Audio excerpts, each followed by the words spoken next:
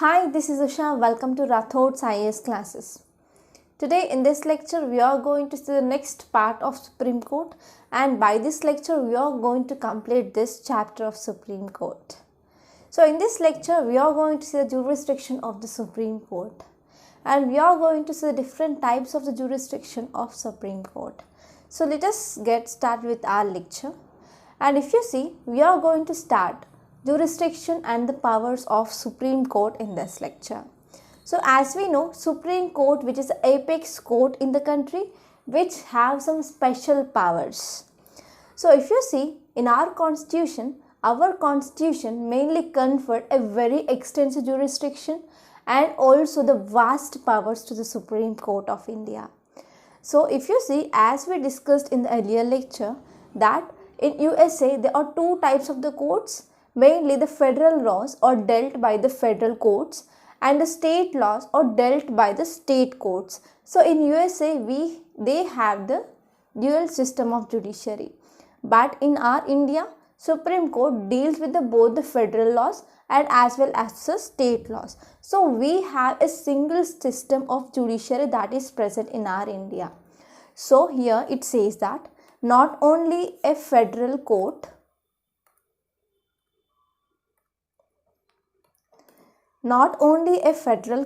like American Supreme Court, but also a final court of appeal like the British House of Lords. So this is the difference between the court of USA, India. Okay, so this is the major difference. So you have to remember this difference.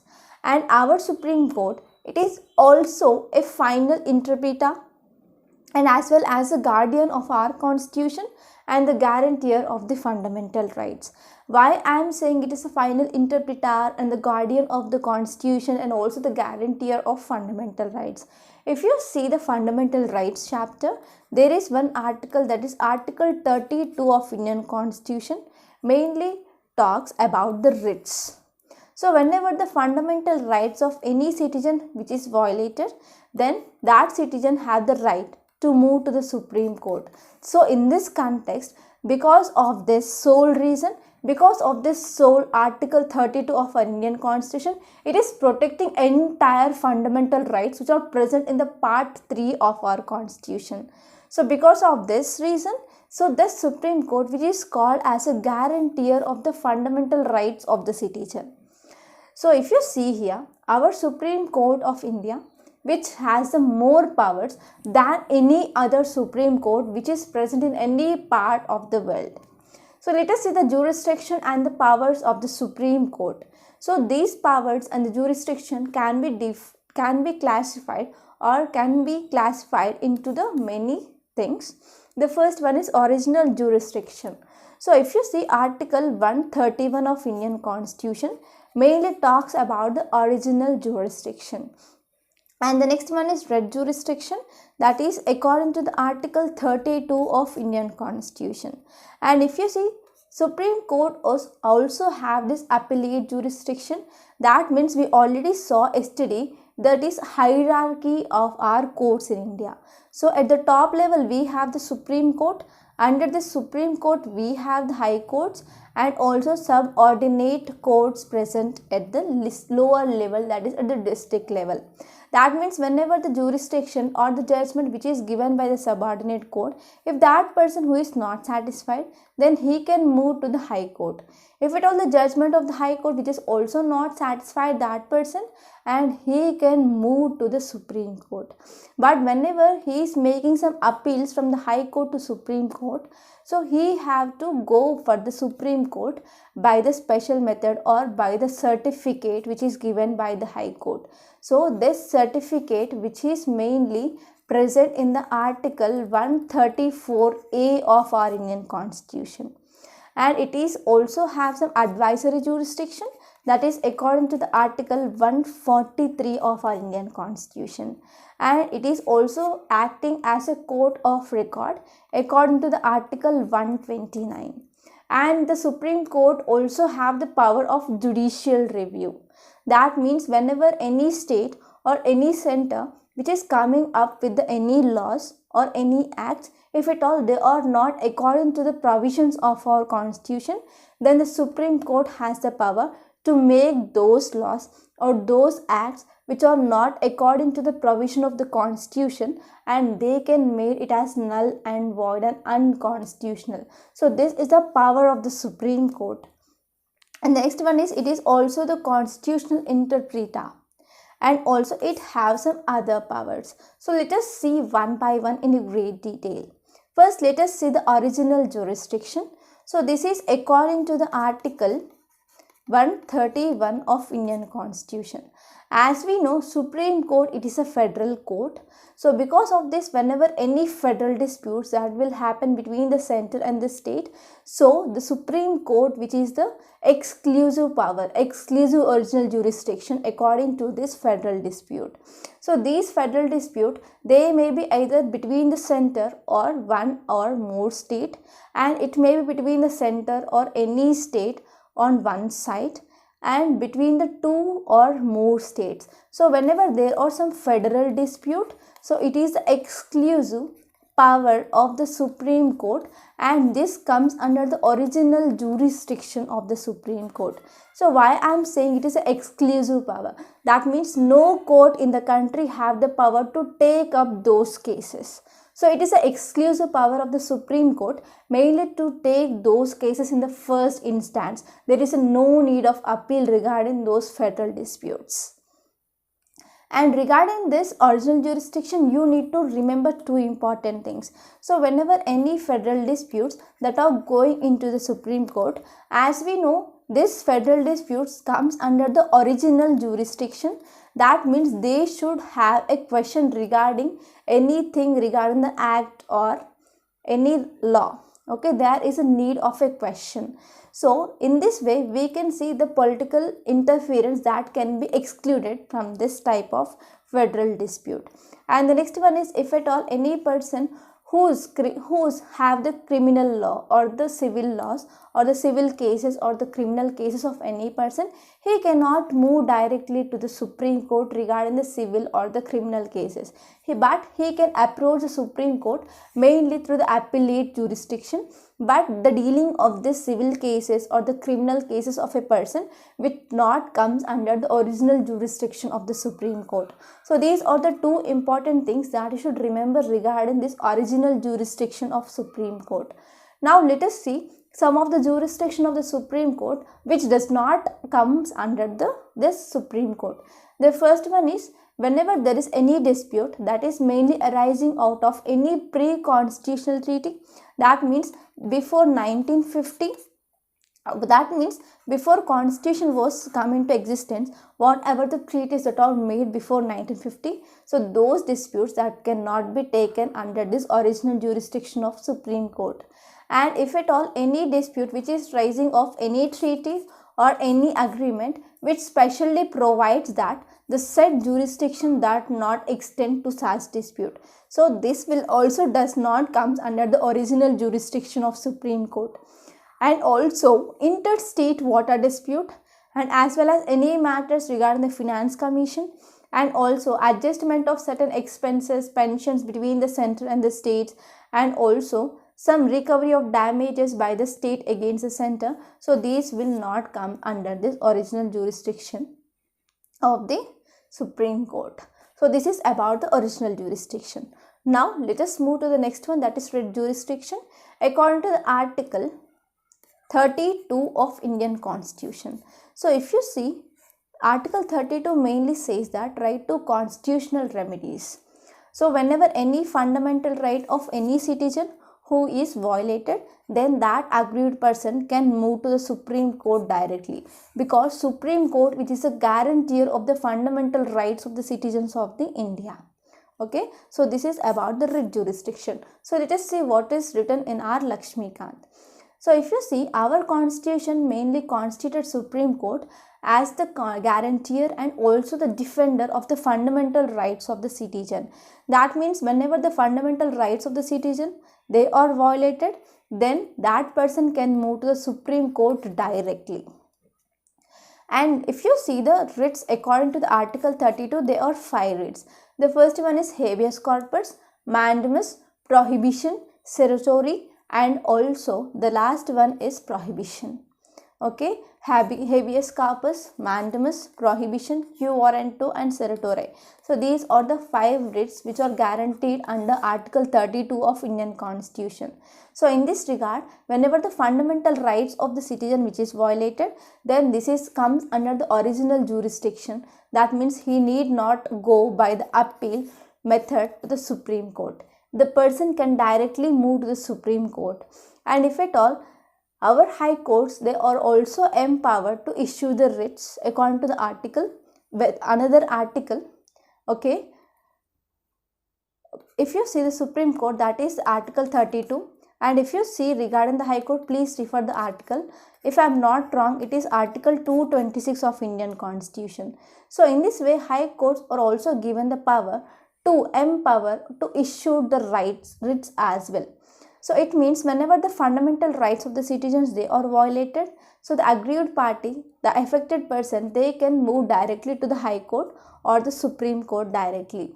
But there is a small difference between the writ jurisdiction of the High Court and the writ jurisdiction of the Supreme Court. If you see here, the writ jurisdiction of the Supreme Court can issue the writs only for the enforcement of the fundamental rights. But if you see the writ jurisdiction of the High Court can issue writs not only for the enforcement of the fundamental rights, but also other purposes. They also include the legal rights as well.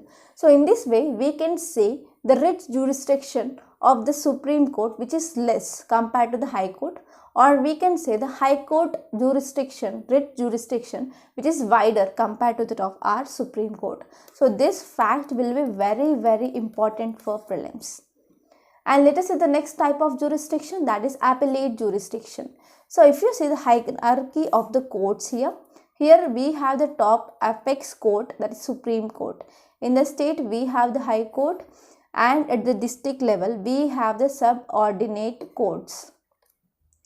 So whenever the judgment which is given by this subordinate court, if the person who is not satisfied, he can appeal to the High Court. So High Court also gave the judgment, and this person, he is not satisfied, then he can appeal to the Supreme Court.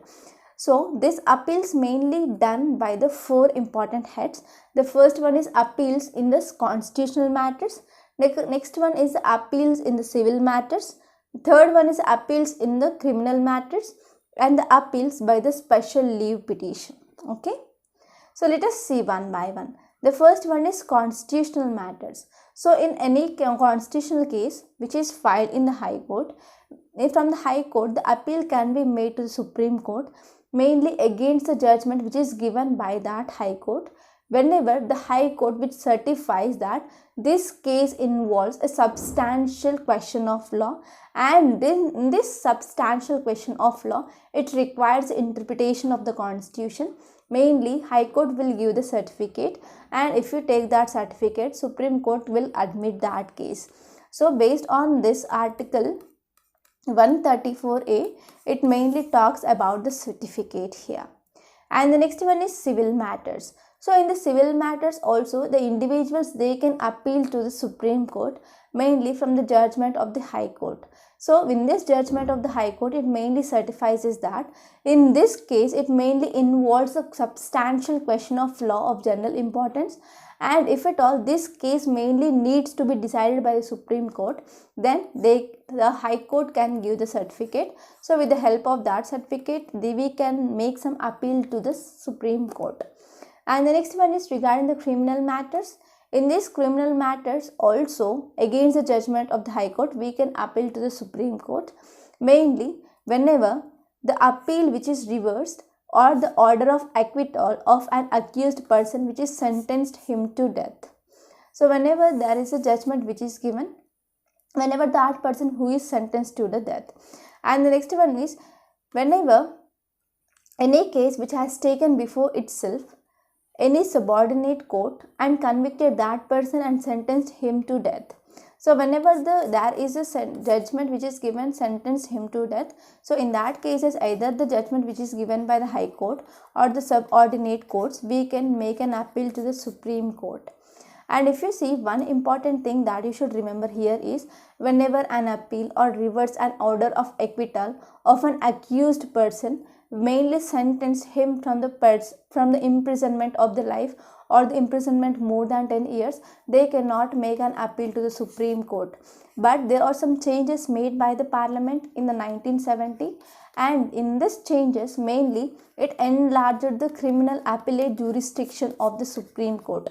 So whatever I discussed now, and that important thing, that is whenever any judgment which is given by the subordinate courts or by the high courts regarding the imprisonment or the lifetime imprisonment or the imprisonment for the 10 years, they can also make an appeal to the Supreme Court. So in this way, there is enlargement of this criminal appellate jurisdiction which is made by our Parliament in the year 1970. And the next important one is whenever the cases which are taken before any of the subordinate case and convicted that accused person to sentence him to be imprisonment for the life or the 10 years, they can also make an appeal to the Supreme Court. Whatever we discussed earlier, before 1970, whenever the high courts or the subordinate courts, whenever they give the judgment that the punishment here is imprisonment for the life or the imprisonment for the more than 10 years or more 10 years, they cannot make an appeal to Supreme Court.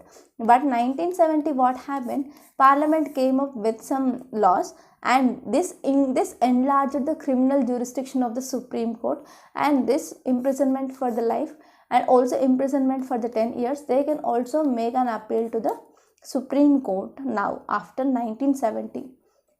And let us see the next one, that is appeal by the special leave. So our Supreme Court also authorized to grant its discretion regarding the special leave to the appeal.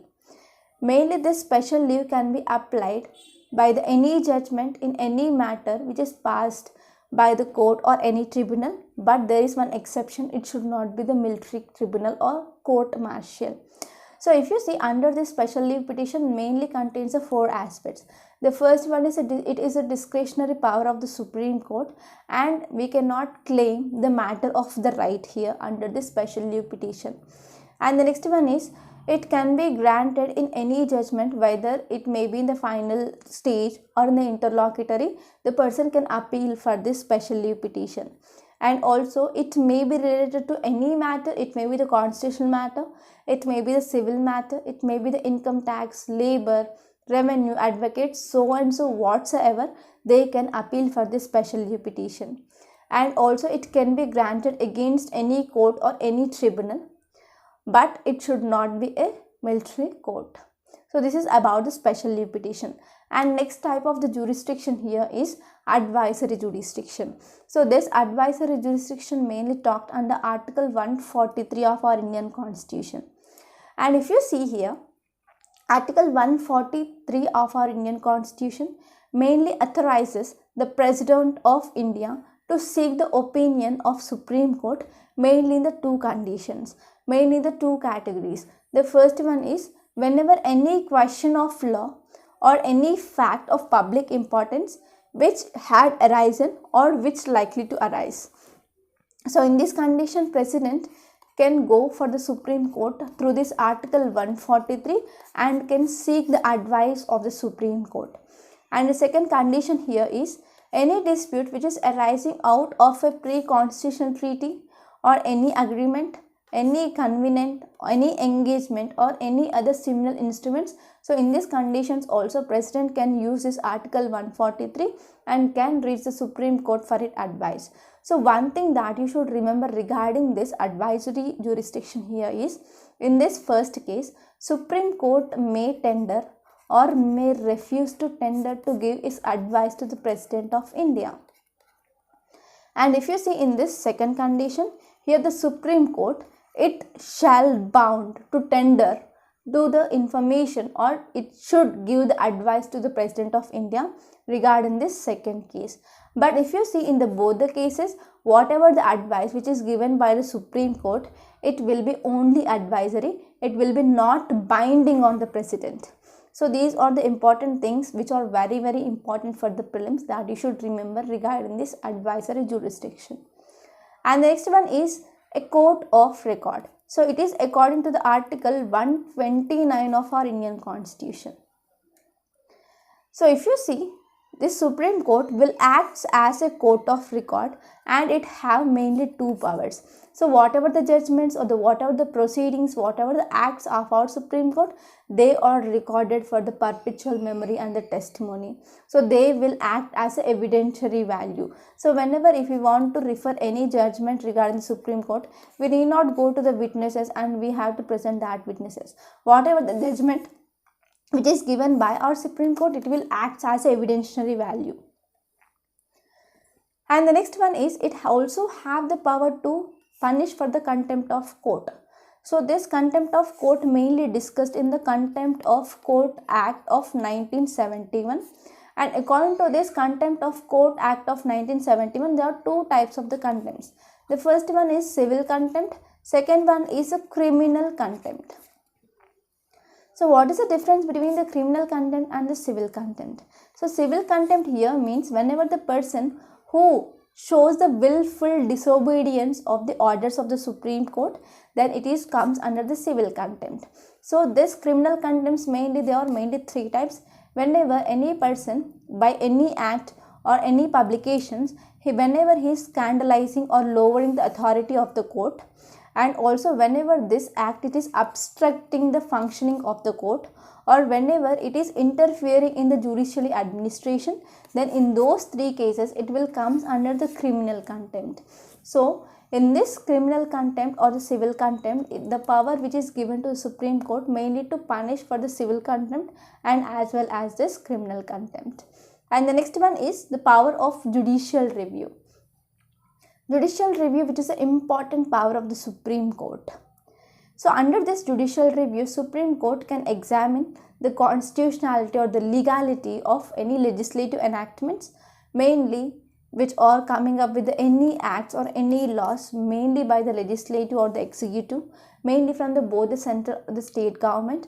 And on this examination, whenever the Supreme Court found that it is violation of the constitutional provisions, then Supreme Court has the power to declare those as illegal, unconstitutional and also invalid, and it can make it is null and void. So this is the power of the Supreme Court. And the next one is a constitutional interpretation. Supreme Court, which have the ultimate interpreter of the Constitution, so it can give the final version mainly to the spirit and the content of the provisions of the Constitution. And also it can be interpreted the Constitution. And Supreme Court, which is mainly directed by the number of doctrines. So there are number of doctrines which are listed in the Lakshmikant, you can refer it. So there are some doctrine of severability, doctrine of the precedence, doctrine of the pith and substance, etc. So there are some doctrines which are guided by this Supreme Court whenever it is interpreting the Constitution. And let us see the other powers of the Constitution. So the first one is, Supreme Court has the power to decide the disputes regarding the election of the president and the vice president, and it is one of the original, exclusive and the final authority regarding the deciding the elections of the president and the vice president disputes. And the next one is, it will also inquire the conduct and also the behavior of the chairman and the members of the Union Public Service Commission, that is UPSC, and the decision which is given by the Supreme Court, which is binding and it is a final here. And if you see, Supreme Court also have the power to review its own judgment.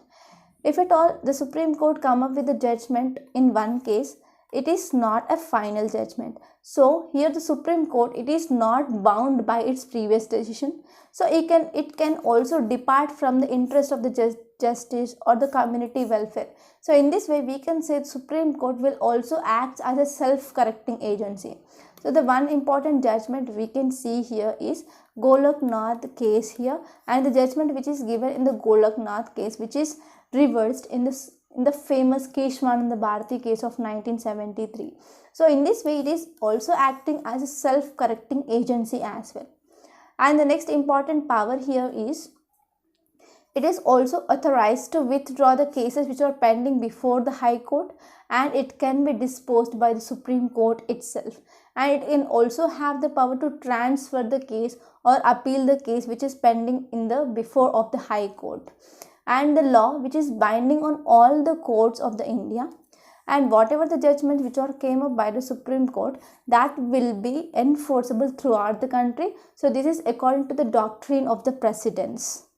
And the next one is Supreme Court also have the power of the judicial superintendents, and it can also have the control over the courts and also the tribunals which are functioning throughout the entire territory of the India.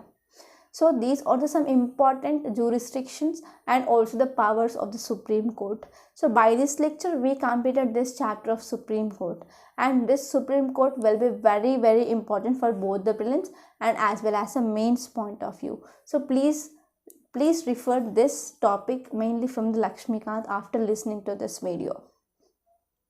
By this we are concluding today. I hope you enjoyed this lecture. Thank you so much. And please subscribe to my channel and don't forget to like, share and comment my videos.